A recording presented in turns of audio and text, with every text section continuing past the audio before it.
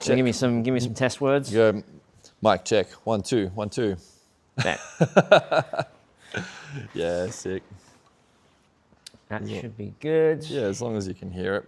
Yeah, it kind of takes the theatre out of recording because you've got the like beforehand you have the laptop and the microphone in the middle. Yeah. And it would just make it more of a thing. Yeah. But now it's just like we're having a conversation that's being very, very covertly recorded with full consent, you know? It's like, yeah. I idea. like it. It's a very, it's a sweet thing as well. That's it. Oh, yeah. Cheers. Cheers, lad. All right.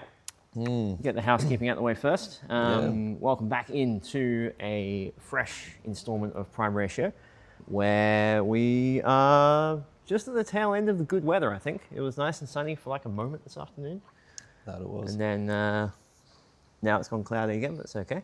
And this time I'm back with a guest. I'm host Felix. I'm back with guest Jackson. Guest Jackson, hello. Hello.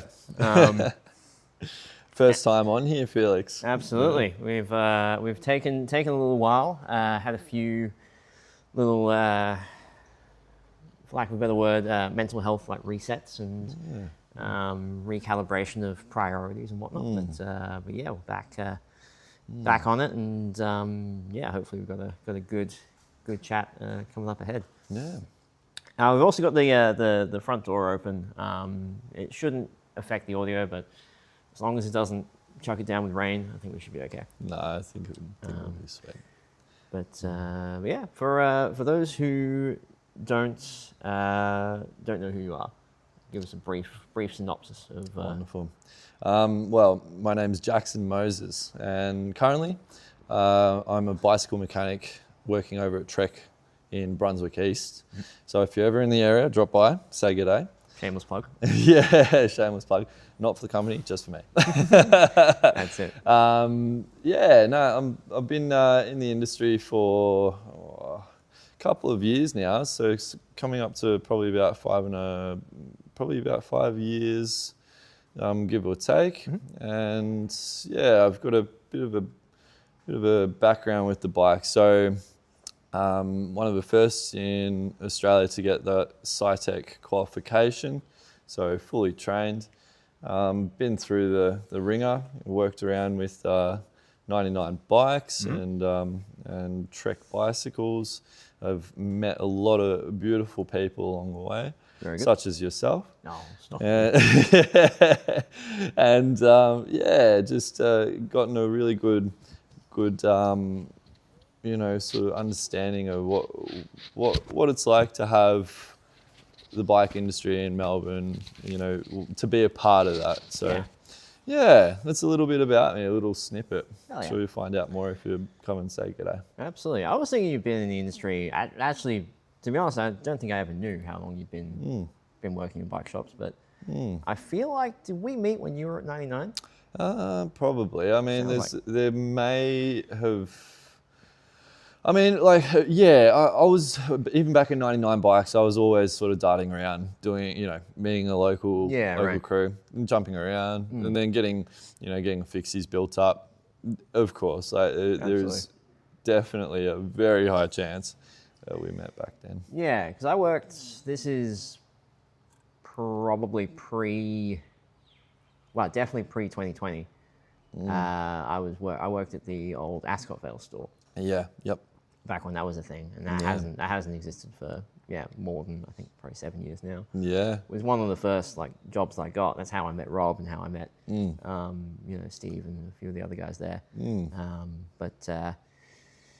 don't know. There's I feel like every established mechanic now in the industry has gone through 99 bikes in one form or another. Yeah, it is it's a really, I'll credit where credit's due. It's a really good platform for, a lot of us to at least get a running start. Absolutely. I'll say, say about that much. It's Yeah, it's not. I feel like we could talk for a decent amount of time about purely the pros and cons of 99 bikes.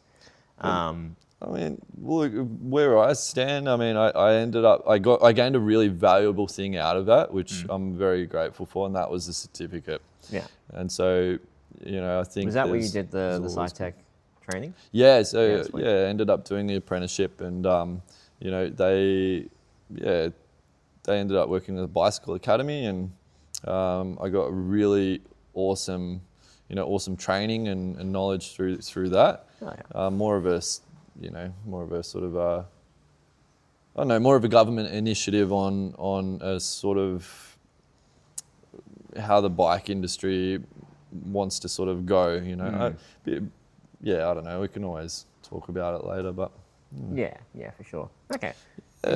So was that, you say you're one of the first? Is that first in the country or first in the state? I ended up being pipped by two guys from Queensland for first in the country. So hell yeah, that's cool. It's like, God damn it. I mean, that's all right. That's not a bad thing. But no, I ended up getting first cab off the rank for Victoria. Nice. And at the time, I ended up living or moving in with my former housemate, who was then my trainer, Harry. So, it was an interesting sort of time, and really just a really great, thing to be involved with. Like, just up and coming, learning as much as I could, being relevant with what's coming in the industry, getting a real good look at, what the sort of new technology was there and how to work it, how to sort of think about it. Absolutely. A lot of really cool things were happening. Yeah, and this sort of thing, like it's a more or less a one and done kind of course. Or were you advised or made aware of the potential for like refresher courses? Because that was, as you said, like a good few years ago. Yeah, technology's gone. It's definitely moved along, and that's a really great question. It's a good way to look at it. You know what? In hindsight, like there's always more to learn, and I think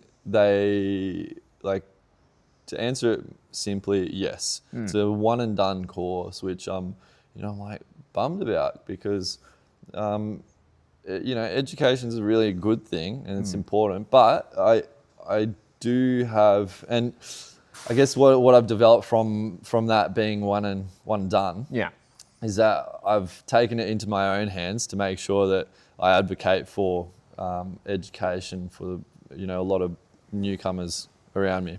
Absolutely. And so I guess it doesn't stop at just a certificate. No. Yeah, we always want to keep learning. So. That's it. I feel that. I'm currently sitting at 0 qualifications, but I do have plans to further that. Yeah.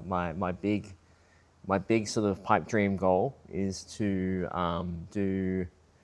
there's some sort of like qualification that you can do out in Germany that's like really comprehensive. I looked into it a couple of years ago. Yep. And promptly forgot the actual details of it. But to get that sort of qualification is like the sort of thing where it's like globally recognized. And so in this position, like I don't necessarily need it to do the work that I do. It would be nice to have if, say, years from now I end up wrapping this up or moving it somewhere else or changing something in a drastic way.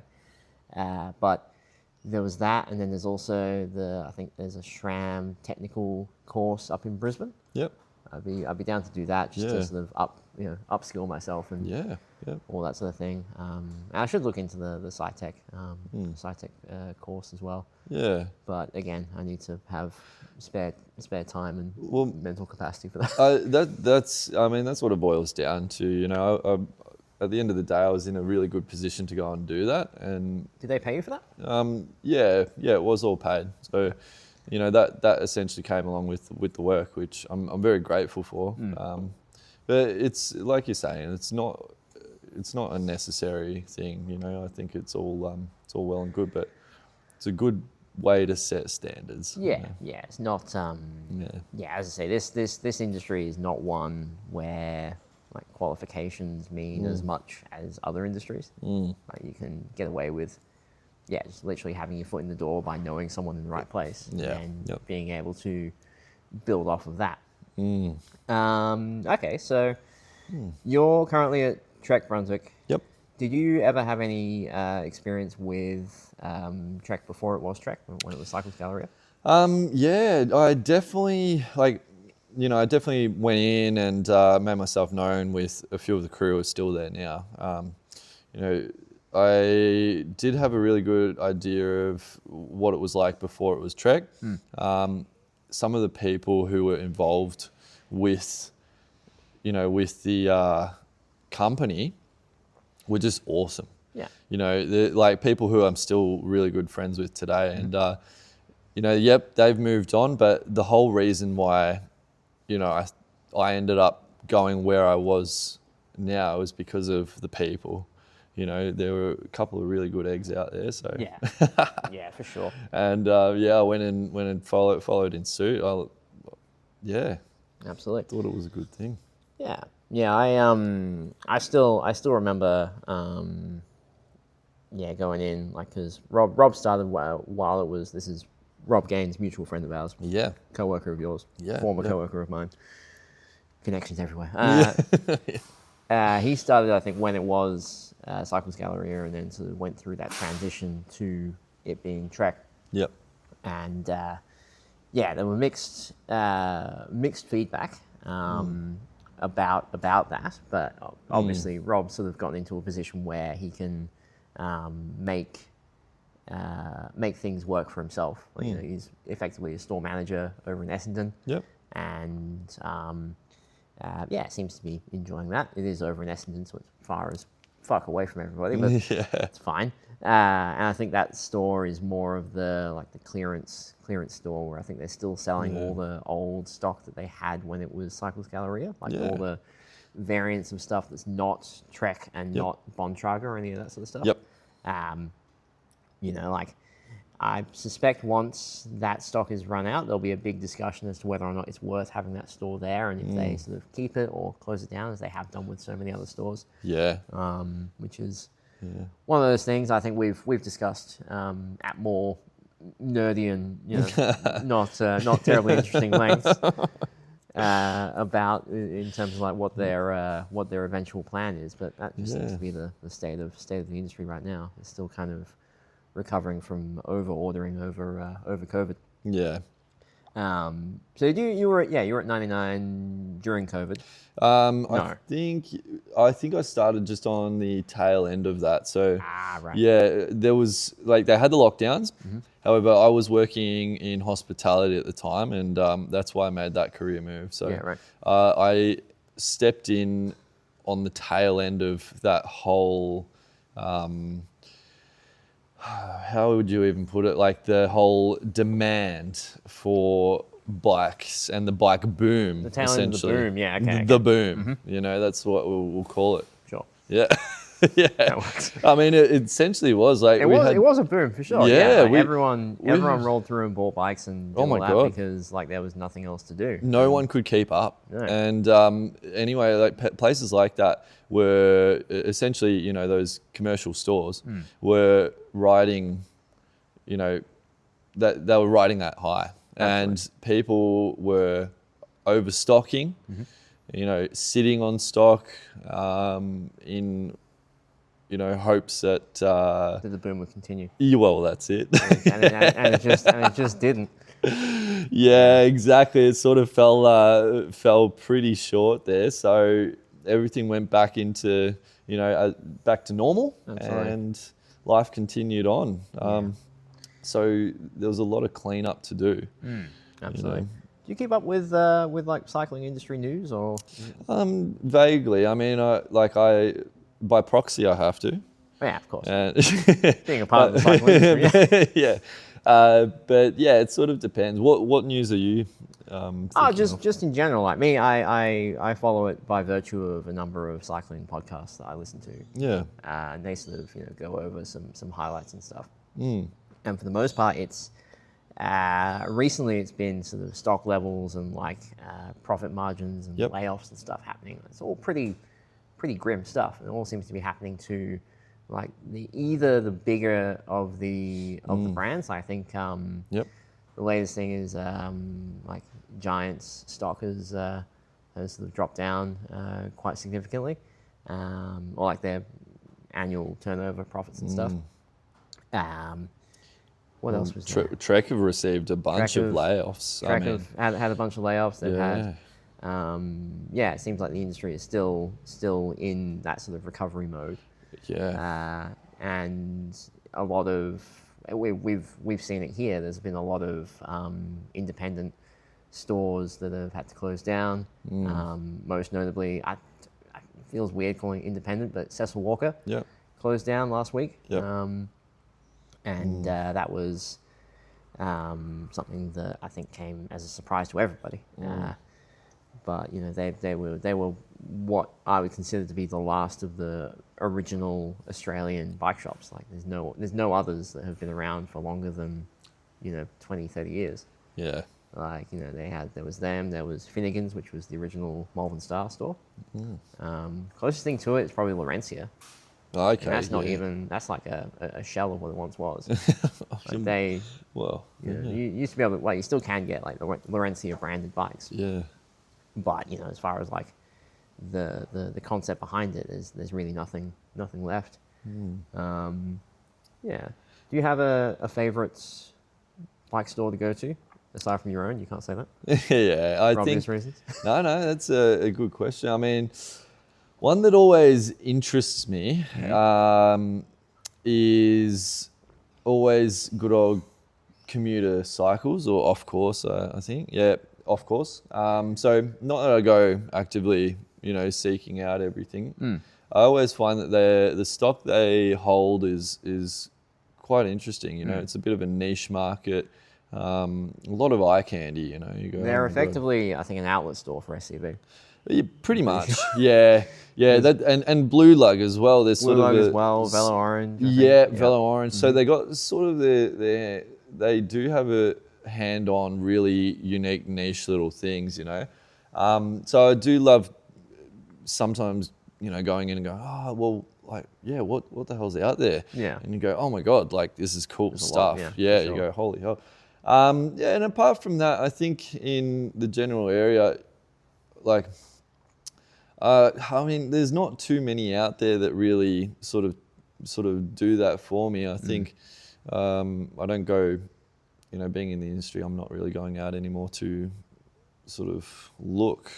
That's fair. Before you were in the industry, did you have a go-to shop, or was it more of a sort of like wherever's nearby? Yeah, it was definitely wherever's nearby. So back when I was starting out, I was in Sunshine. Yeah, right. So West Melbourne, and and then basically the nearest shop would have been 99 Bikes Maribyrnong, and there was also that little one. There was Beasley out there. Beasley's, Beasley's that one. That was also another stop, and they were very convenient. Solid.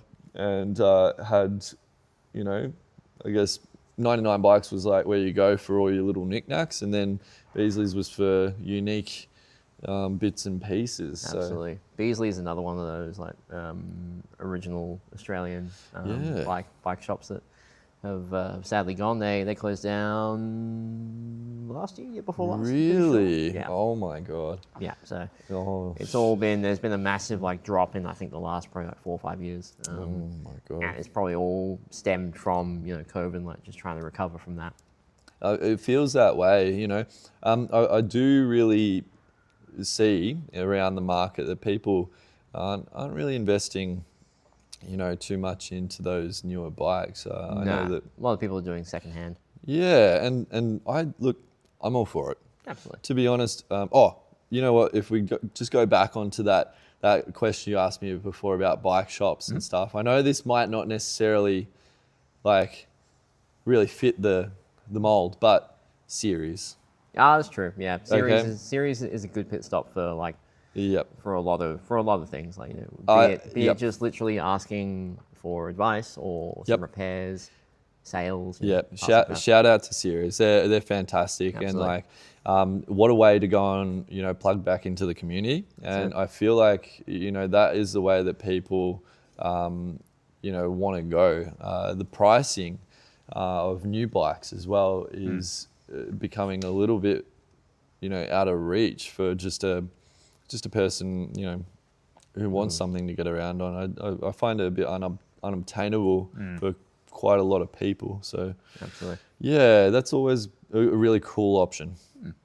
Yeah, Series is a good spot. They're just right nearby where we are now on the other side of the creek. We've got a nice little pod of 3. We've got Series, we've got us, and then you got Loop Cycles over on Victoria Street. Loop, you know what? Like our good friends at Loop, Olsen, Bryn, B, Yep. and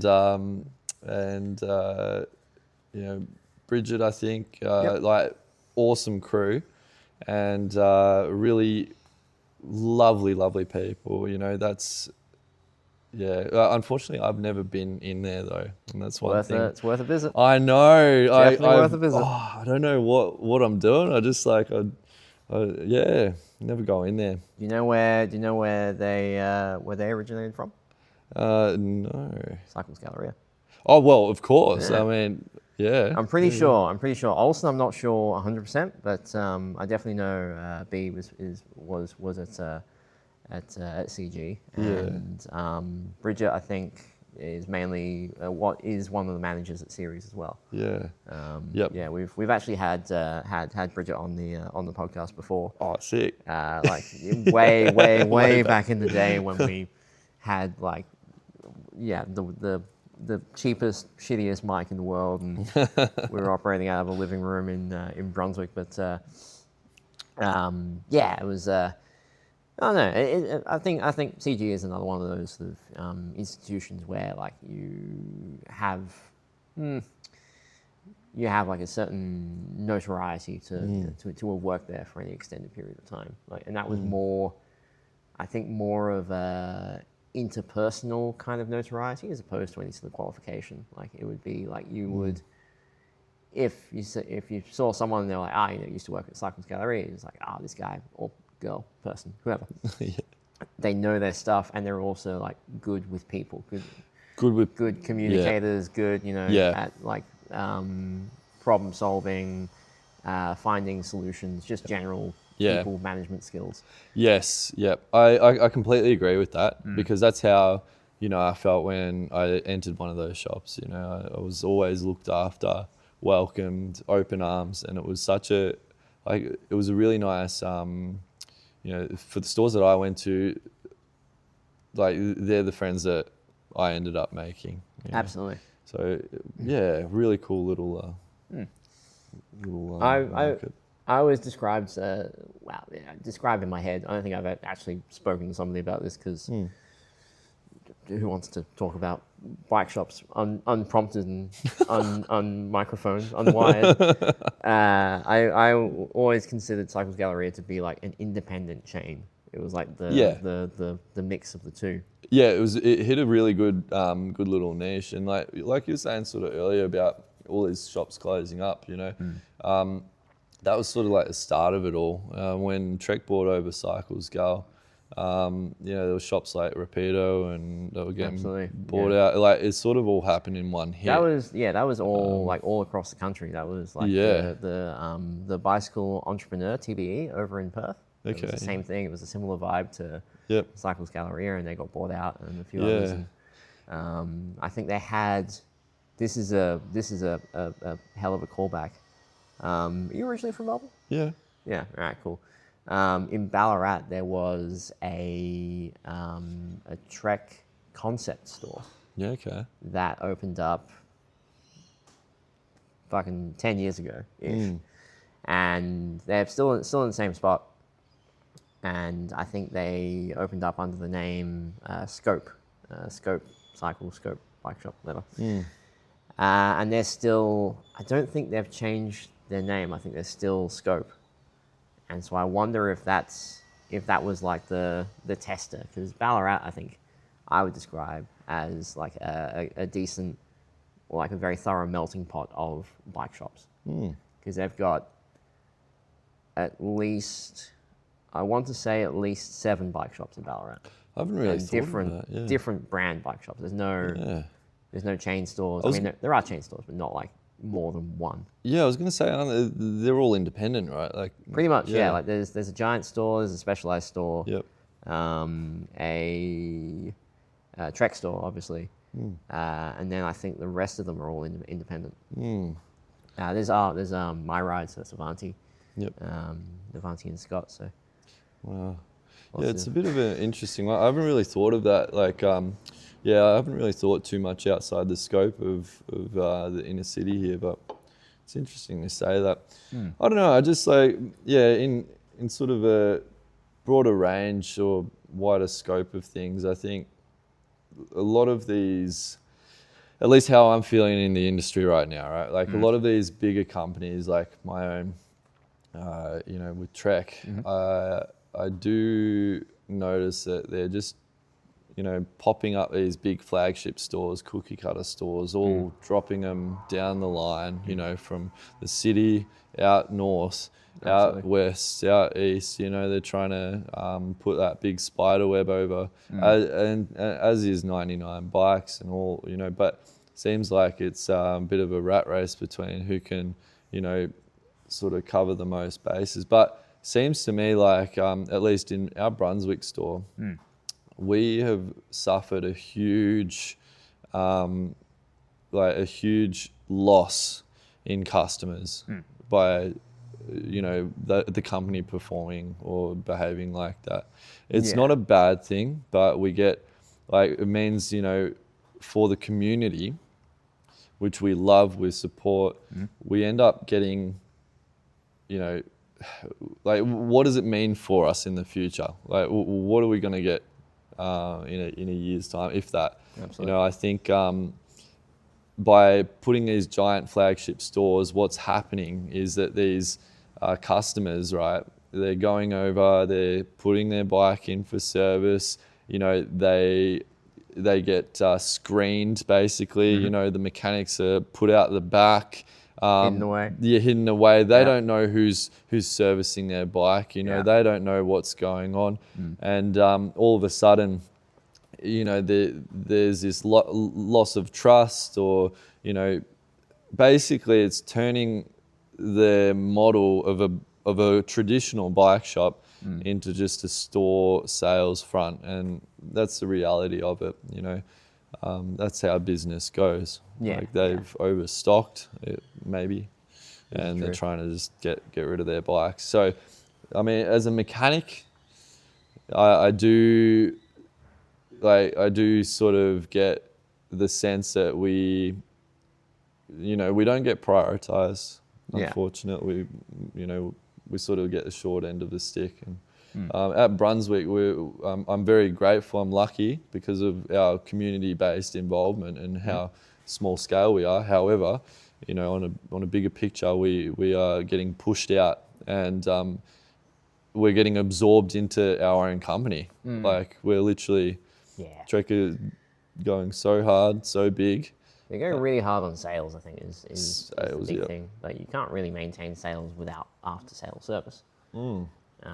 That's kind of the big thing. Yeah. Like, you buy a bike from a shop and you have the comfort, the confidence to know that you can bring it back within a year and get a free service, or whatever offering. That's the standard that most shops offer. Do you feel there's still, compared to when you were at 99, do you think there's still that much pressure between chain stores, independent stores, to be competitive on price? Yes. Yeah. Yeah. Like Trek have been worried, I guess, like, at least my perspective on it is that, they are worried about price. They tell you they won't be, but, they are trying to find a way to position themselves in the market. So they have taken a view on, or a stand saying, we're going to go premium.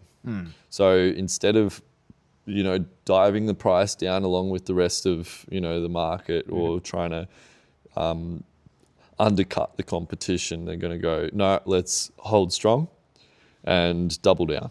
Yeah, right. Okay. So it's one way to do it, and I think that's whatever works for them. Absolutely.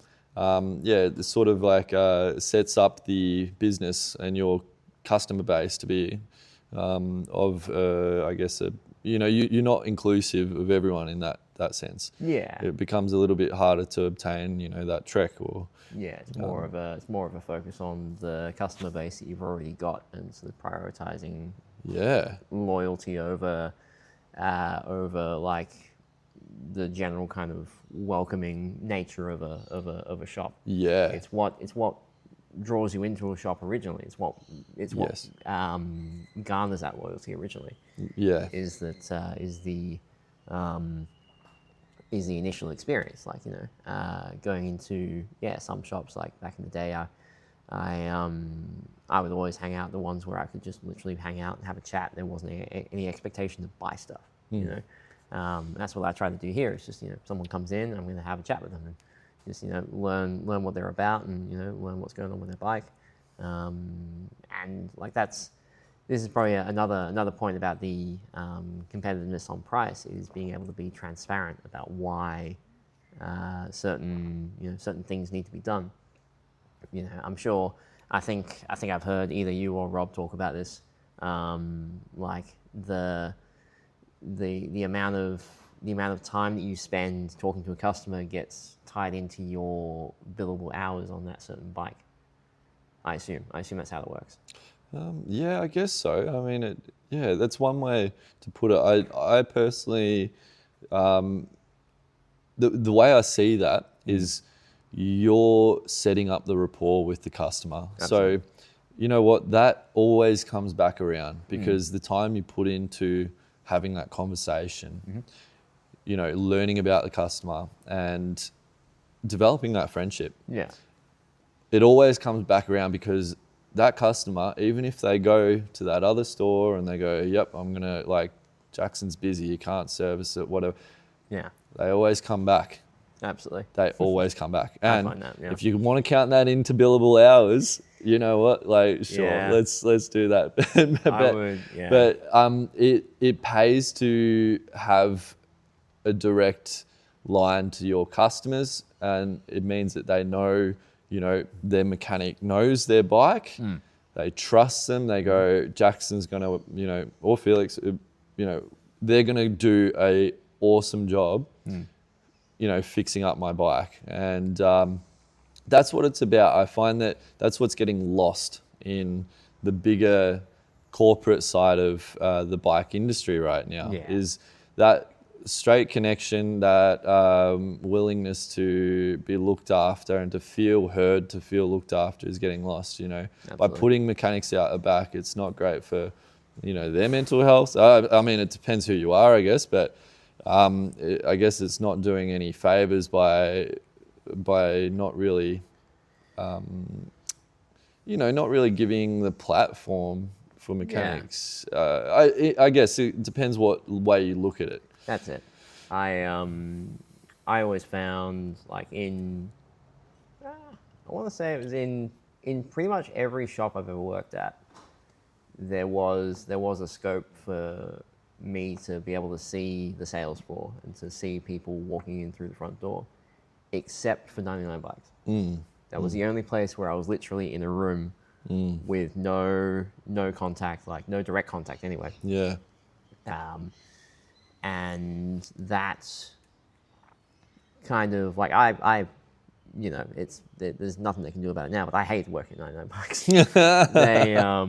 They had such a strong emphasis on sales and numbers and stuff like that. Like the morning before the morning of a shift, they would go over like the numbers from yesterday and focus on like how they would improve that.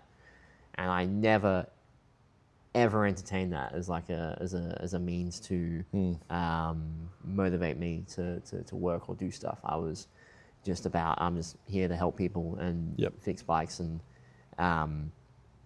as a result, I never made it past the probationary period. But that was very telling of like how they operated. And it's not to say that I won't recommend someone apply to work at 99 Bikes, because as you said before, it's a great stepping stone to get to where you want to be in the industry.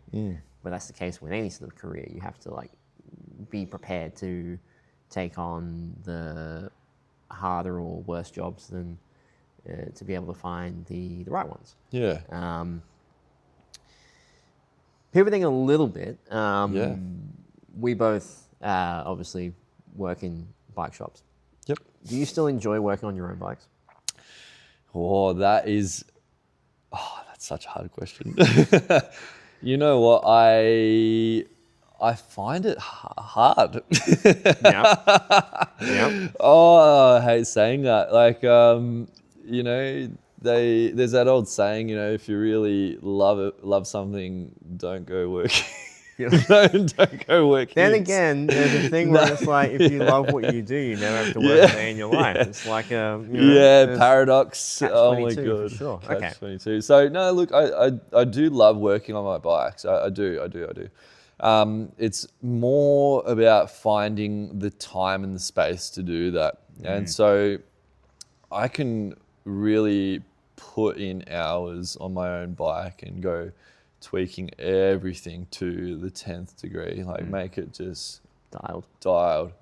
But then that's a cost, you know. It's like, oh my god, my girlfriend's waiting on me for dinner, and then I'm like, oh shit, I've got to do this after hours, and it's just like, it's just crazy. So yeah, short answer, yep, it's like, it's hard. You know, working on the own bikes is hard. However, the one thing I've learned to do is make them bomb proof. If I can get it all dialed and I don't have to touch it for a year, I'm sorted. Nice. So that's good. Yeah, minimal tweaking. Yep. Okay. Yep. Solid.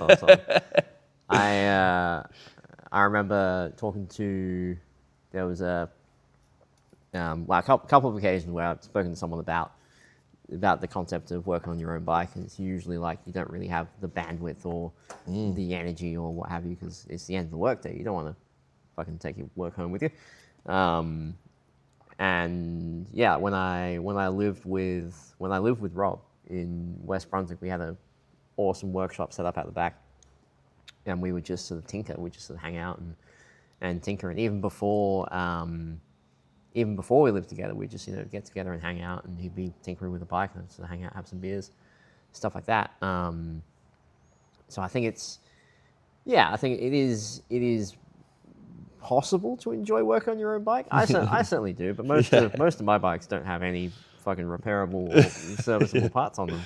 You know, we were talking before about the gravel bike I've got up there on the wall that needs a bit of work that's not strictly necessary, but like I want to get it done. Yep. And it's gonna be way more satisfying getting that done and having it, you know, good to go and dialed and ready. But yeah, do you think you would, or when you work on your own bikes, do you set yourself the same sort of like time limitations as you do at work, or is it more? Wow, yeah. Got the hard-hitting question. So I don't think about time. You know, I don't think about the time because I work to complete the job. And is that the case across the board, or? It doesn't translate directly into work, as in, because I've got so many priorities. You know, I've got so many balls to juggle.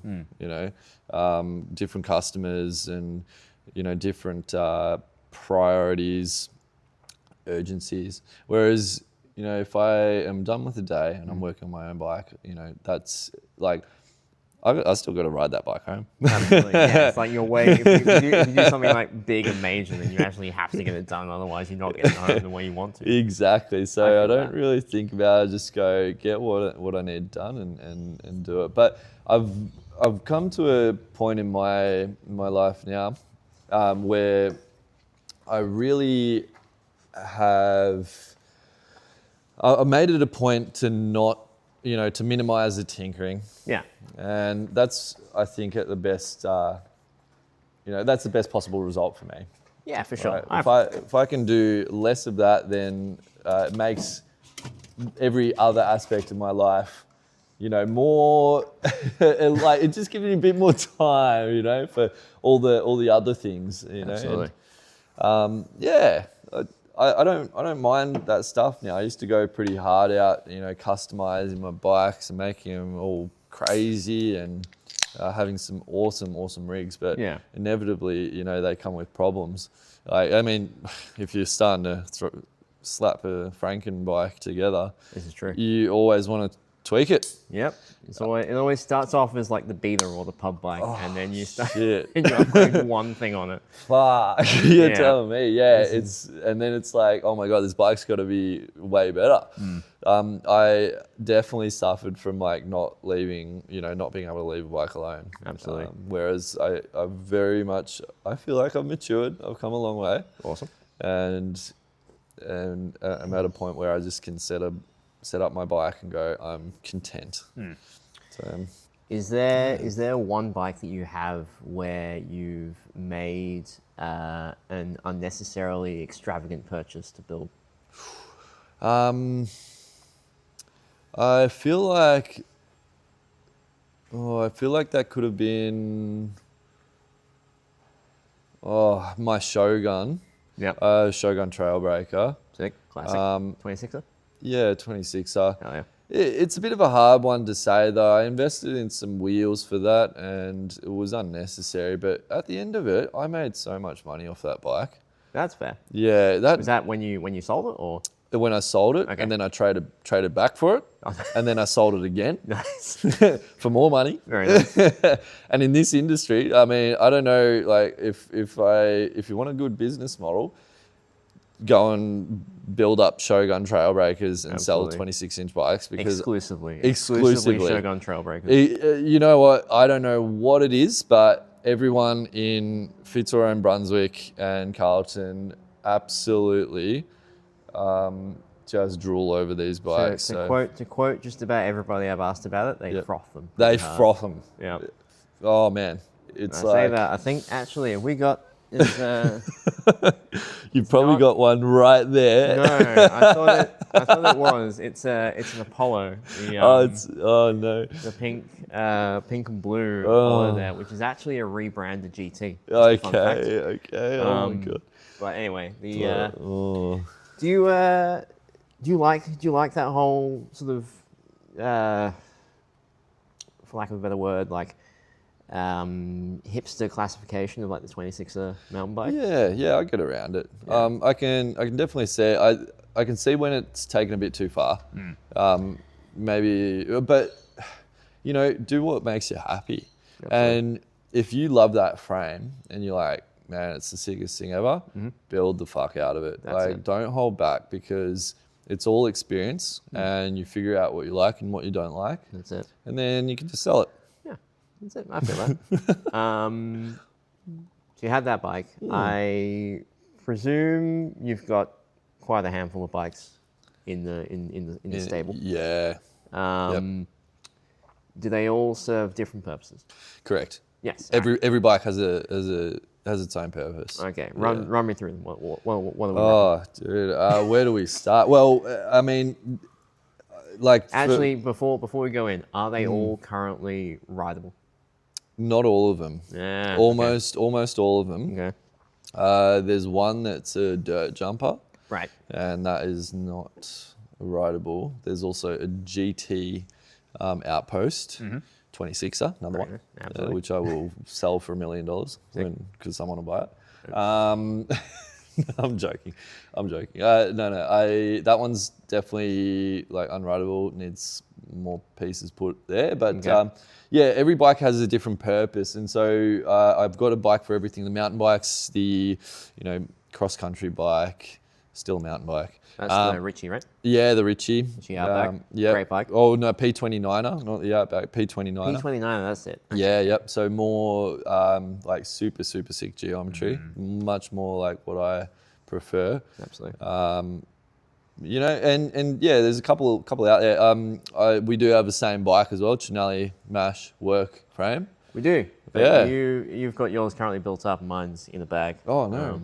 is the is the Oh. difference. It's my go bag. Yeah, the good to go bag. Yeah, pretty much. Yep, that's it. They're like that's definitely my lifer bike. You know, don't know about you, but what about you? I mean, if you've got one bike to rule them all, and you're gonna drag with you to your coffin, what is it? That's a good point. I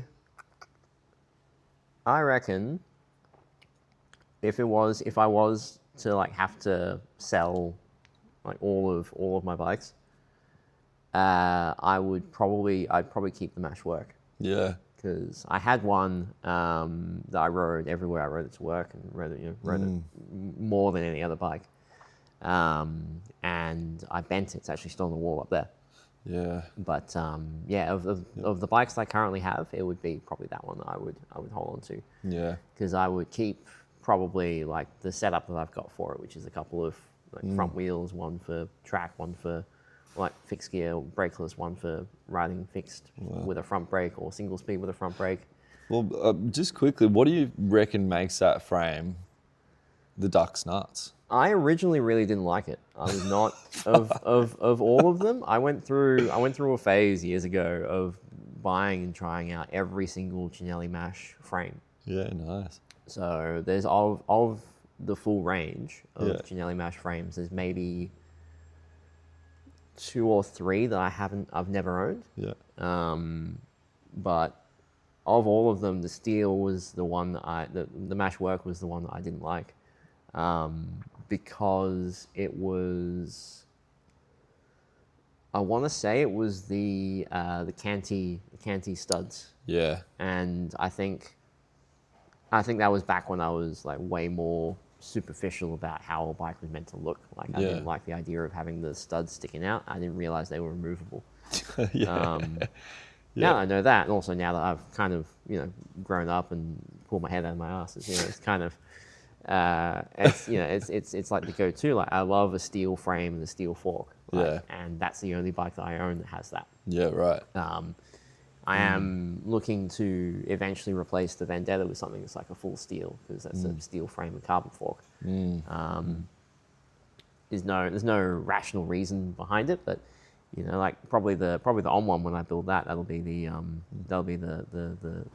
one bike to rule them all. That's a horizontal dropout, front and rear disc. Yeah.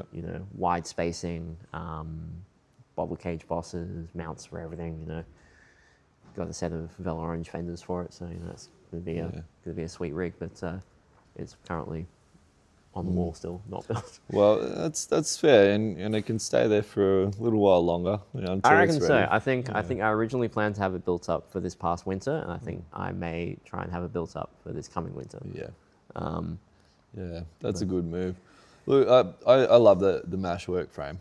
At the end of the day, it's such a versatile frame. Would that be your one bike to rule them all? Yeah, definitely. Like it's either that or I mean, I gotta love the Ritchie. Like that's the newest bike of the fleet. Yeah. And oh man, it's good. It's just it rides how a bike should. Super straight. Like for a steel frame mountain bike, it's stiff. Absolutely. I love it, yeah. Like it doesn't flex like the Mash does. That's got a lot of pop in it, It does, absolutely. It springs back real nice, and it's got great feedback. You can really feel the bike with the Ritchie. I mean, that thing's just like a fucking Porsche. It's true. Like it feels like you put your foot down and it picks up. And it goes. Yeah. It's got no compliance for the better. No. Yeah. That's cool. Yeah. Are you a car guy as well? Yeah. Okay. Yeah, I love my cars. But would you say you're more of a car guy or a bike guy? yeah, I got to say, like, I'm more of a bike guy. It's cheaper, right? What's that? It's cheaper. Yeah, it's way cheaper.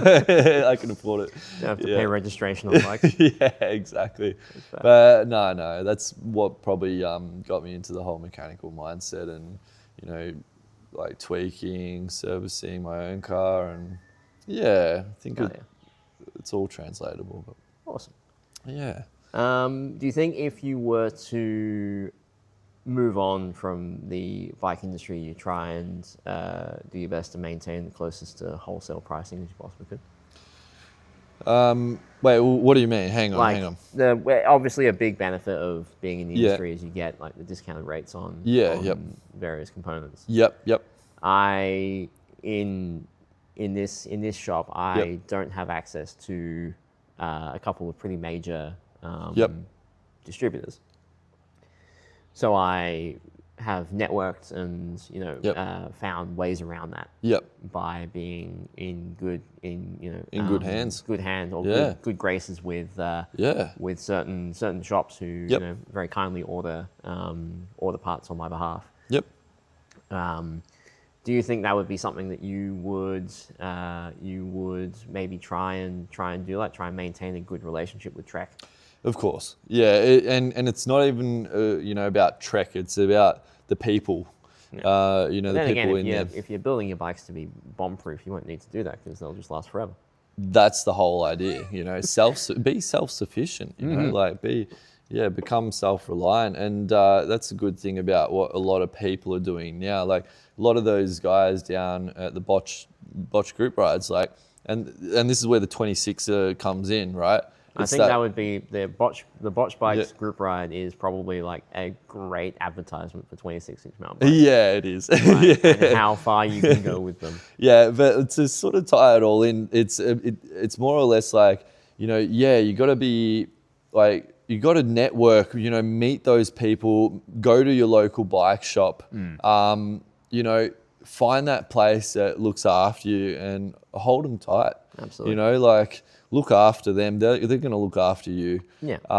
And it all starts with that, 26-inch bike that you found on the nature strip that, somebody's trash has just turned into your absolute treasure. So I think there's a really good value in, yes, networking, keep that wholesale price, and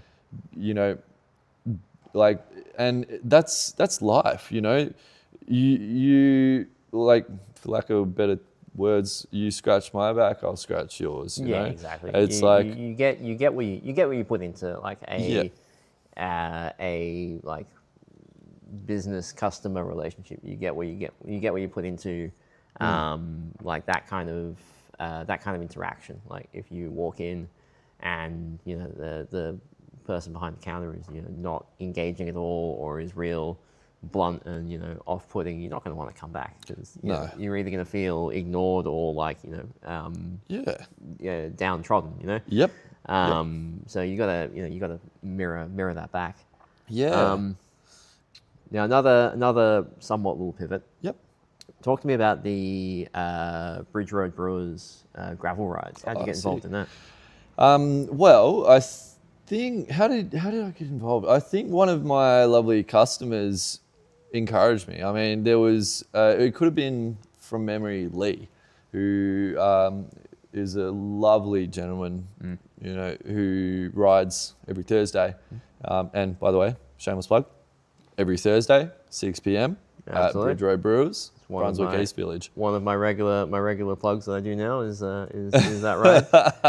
all the rides that happen, all group rides that happen are either on Mondays or Thursdays. All Thursdays, yeah. And sorry, Botcho rides. That's like the thing. It's either that or the Bridge Road. And I'm gonna have to get one of the Botched Bikes guys on to balance it out. We got to have a crossover episode, like Absolutely. a proper crossover episode one day.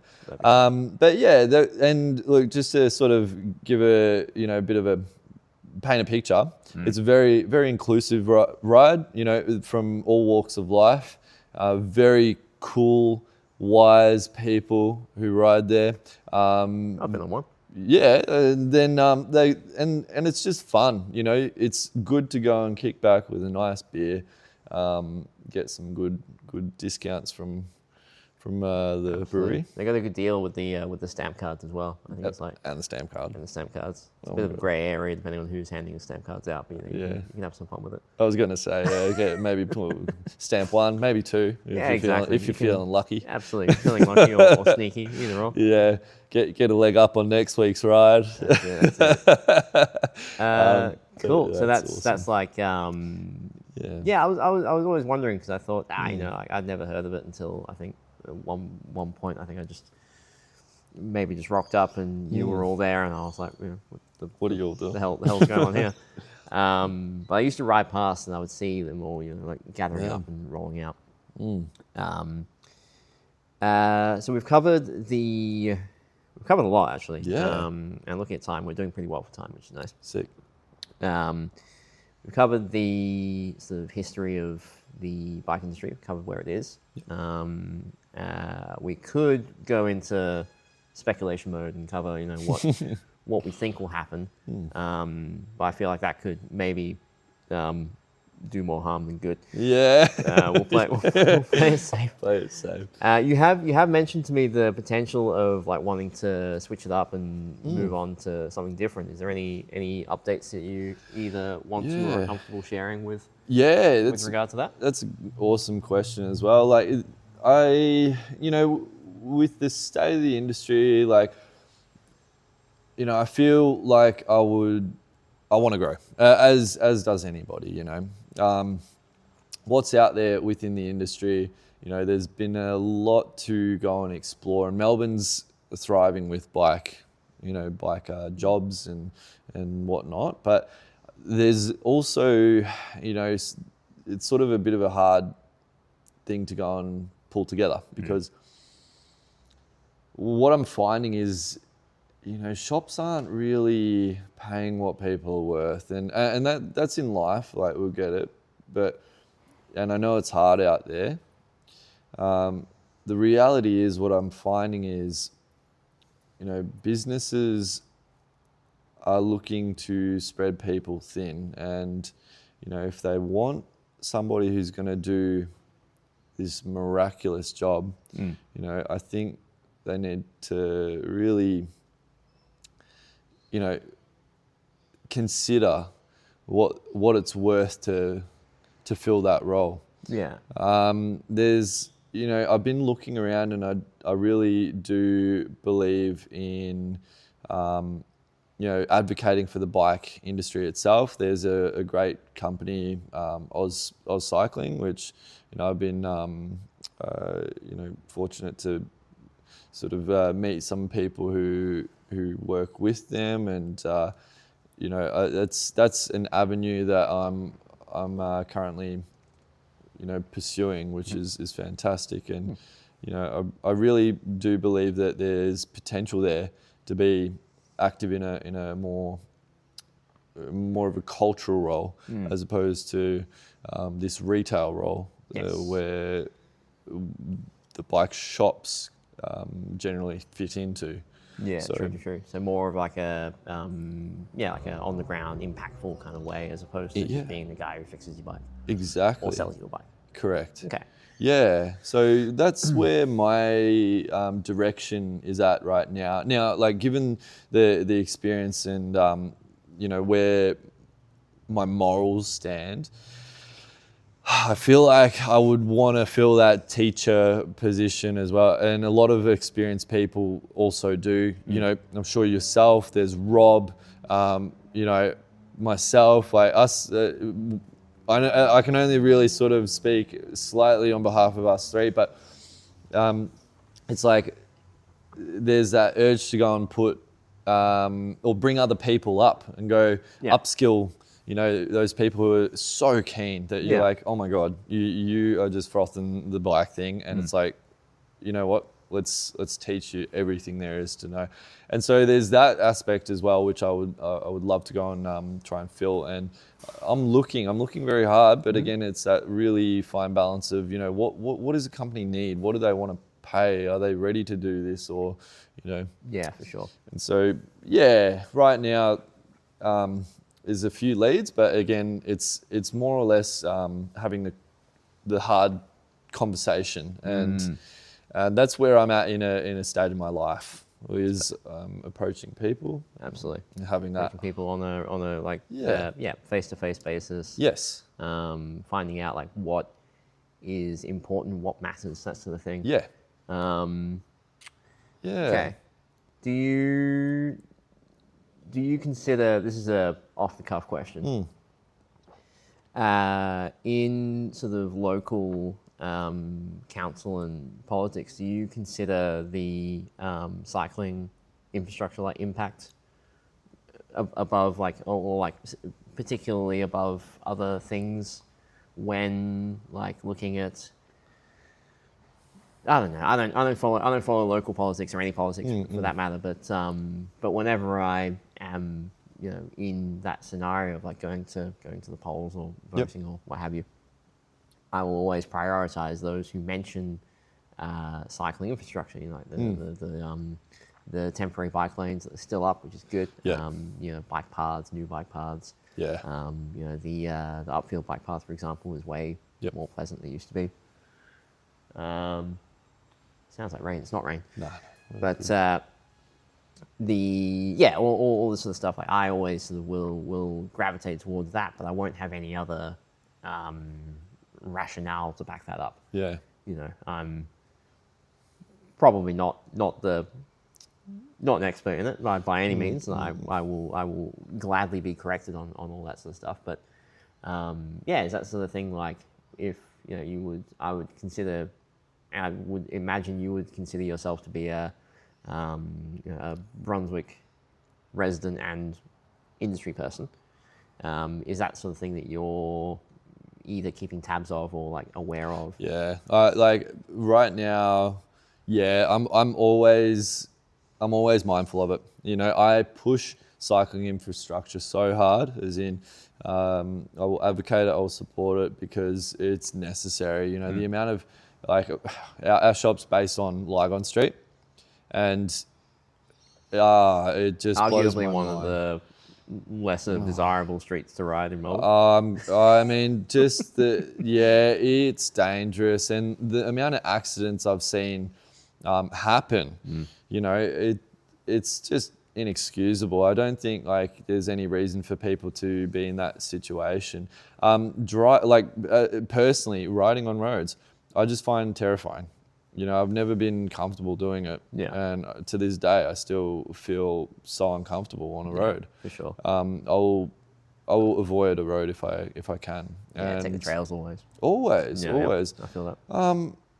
I don't think there's enough cycling infrastructure. And given the state of Melbourne's driving scene, there's a lot of, anger and pent-up rage that I'm noticing. A lot of elitism as well. Elitism, scary driving, just people who are taking it out on, using a car to take it out on other people. Absolutely. It's frightening to be on the roads. And so to bring it all back, there needs to be a massive push to get way better infrastructure in and, make it happen. Why? Just make it happen. Yeah. That. Sorry, as you were answering that fairly serious question, I did hear the chime of an ice cream truck. Yeah, I heard that too. It probably won't come through on the audio, but that's hilarious. Yeah, get your $5 ready. Man, dude, all your gold coins and shit. Yeah. All right. Yep. I think with that, look, I'll be honest. I did say I had a whole plan. I had no plan for this. It's all off cuff, roughly following the guidelines I'd said to you on the phone the other day. That's cool. Now, I think we've covered more or less everything that at least I mentioned, at least everything that you were prepared for. Yeah. More or less. Pulling inspiration from another podcast I listen to every week. Have you got any questions for me? Great question. Well, my question, a pre-question, is there a particular genre or, angle you want me to take? I don't mind. You're like, no, all right. Anything and everything. Probably overthinking it, but I'd say, how are you finding, how are you finding business at the moment? For Motono? Yep. At the moment, business is steady. I have noticed that a few things have been sort of slowing things down, namely the extra stock that we've taken on from Cecil Walker, which, that's why we're surrounded by boxes right now. For those who don't know, and I don't know why you would, because I don't think I've made it public per se. We picked up a bunch of the new old stock from Cecil Walker when they closed down. So I've been going through all that, moving it physically from the city to here, and getting it all ready to put away in the shop. Like find space for it, and just generally try and sell it and make the money back so I can pay what's due on it. That has been a big drain for me in terms of like my physical energy, my desire to work, my ability to work. Like there's literally a way smaller amount of space by my workbench. My workbench is covered in shit that doesn't need to be there, and it's it makes it very difficult to work in general. But yeah, like at the moment, business is good. Tom still comes in and does his thing. Keeps things ticking over. Stuff's coming in, stuff's going out. And the only thing that's sort of slowing me down is the stuff from Cecil and selling stuff online. And maybe another one to sort of follow up on that is, where do you see yourself in 10 years? 10 years? Good grief. Or 5 years. Do you know, before pre-COVID, I actually had a fully fledged 10-year plan. Oh yeah, out of here. And it was I was working at Northside Cycles in North Melbourne. Yep. Great shop. Another independent shop.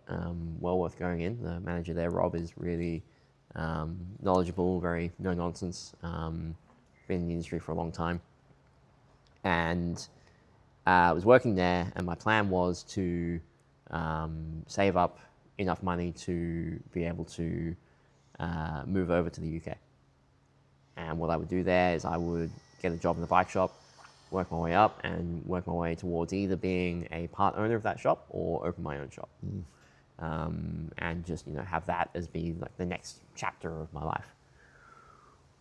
What's notable about that is that I've been trying to do that for the better part of the previous 10 years, because I would always end up having to either move house or change jobs or do whatever, some drastic big change would happen, and that would be like the only consistent thing in my year would be that I would have to move house and I would have to change jobs.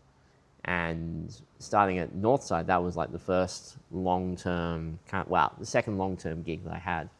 First one was at Reed Cycles back when they existed. Wow. And I had big problems with them. I've gone over it with a few people, but it was like challenges with ordering parts. And I ended up outsourcing stuff to Rob. And this is why I was like having that relationship with different businesses that would give you close to wholesale price. Because I would email Rob about ordering stuff for services at Reed and would pay for it myself and ask for the customers to pay for the parts in cash. So that then, like, I didn't lose anything, didn't gain anything. Rob didn't lose anything or gain anything.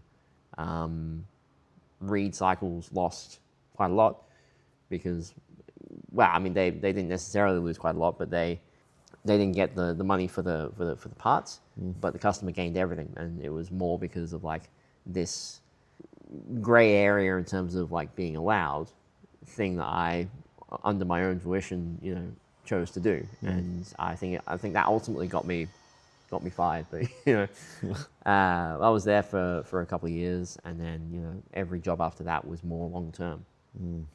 But yeah, it was moving over to the UK and living there indefinitely. Like I've got 2 passports, a British passport and Australian. Now I've got Motanai. I think I have got a much more clear idea of what would be sustainable. And that is to be able to take a small trip somewhere, either locally or interstate or internationally, every month. And I've been able to do that for the last, since October. And whether I keep doing that and just sort of keep existing in here, that would be cool. I'd like to buy a van and do it up to live in, and be able to, have that sort of freedom of movement and more opportunities as far as like freelance work. 10 years. I'd like to still be here, slightly more bearded, slightly more tattooed, that's pretty much it. Like I think I think the trajectory that I'm on now, as of the start of this year, is probably the best that I've ever been on, and that's not coming from an egotistical point of view. It's just coming from this is what I do every day, and it's what I am passionate about. And like being able to help people in my own way and have the shop brand name be known and respected is everything to me. So as long as I can, I'm going to keep that going. So yeah. Wonderful. I reckon I probably will still be here. I reckon this couch will survive another 10 years. That's pretty much it. Oh, that's awesome. Yeah. Have you ever had a 10-year plan? Oh, no, I haven't really had a 10-year plan. Like, I should, now that we're talking about it. Absolutely, dude. I think it's something that's definitely worth considering, but I haven't penciled one in. Getting corporate and stuff. You Well, yeah, no, you didn't mean to swear at you, sorry. No, yeah. Look, I mean, I'm like, just gotta, do something one day. Look, just a final note, like some good news to end on. This Thursday that just went, my girlfriend and I got engaged. Oh shit, son! Yeah, that's exciting. It is exciting. Hell yeah. We I think for the next 10 years, it's going to be focusing on building that. Yeah, Nice. and it's building the life, as in I've got to succumb to that, age-old fucking tradition bullshit. I'm just going to make it happen. Yeah. I was going to ask you, are you a sort of traditional kind of marriage guy? Fuck no. Yeah. No, but in the most light-hearted, loving way, like, I just got to take life by the cajones and go and see what happens. See what drags me. Yeah. Very nice. Yeah, man. All right. Well, I think unless there's other things to discuss or go over, I don't think there's any points that we missed. No. I think that about does it. But we'll wrap this up. Do the usual end of episode spiel. Thank you for joining me for this surprisingly lengthy installment of Prime Ratio. If you are in the market for a lovely bike shop experience, be sure to hit up Jackson. What days are you in at Brunswick? We're in from Thursday 9 till 5:30 and Saturday on 10 till 4. 10 till 4. So Monday to Thursday. What is it? Sorry, no, Tuesday. What did I say? Oh, you said Thursday. Shit. Oh man, we were going so well. Hang on. Oh my God. Rewind. No, we can cut that. No. I'm not going to cut that. You don't cut that. Tuesday to Saturday is. Okay. Yeah. Sorry, it's the day has gotten to me. No. Tuesday, Saturday, and that's yet to change in the foreseeable future. So very nice. Awesome. With that, I'll wrap up. Thank you for joining me again. If you are looking for groups of people to ride bikes with, we've got a lot of different options for you. Starting with, as we mentioned before, the Bridge Road Brewers gravel group ride. That rolls out from Bridge Road Brewery on Nicholson Street in Brunswick East, technically, Brunswick East Village. I think they meet up at 6. Yep. Roll out at around like 6:30. Enough time to get a beer. It'll be roll out at 6. Roll out at 6. Roll out at 6. You get there 1:45 or something. Enough easy. time for a beer. Absolutely. And they have a pretty good promotion, a little stamp card that you use for the stamp. I think it's every 5 rides you get a free pint. Yep.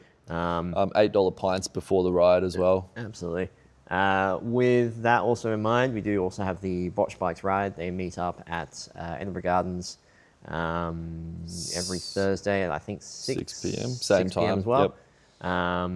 And they sort of go and they ride around, I think, similar trails. Like they go more or less the same way, but take different little variations. Throughout the rest of the week, there's the Fixed Gear Melbourne Monday night ride, meeting up at 6 p.m. at Melbourne Museum, rolling out at 7. The first Monday of every month is Mellow Mondays, which is all abilities welcome, which is sub 15 kilometre distance, party pace, and ending up at the Catfish for a Philly cheesesteak and a beer.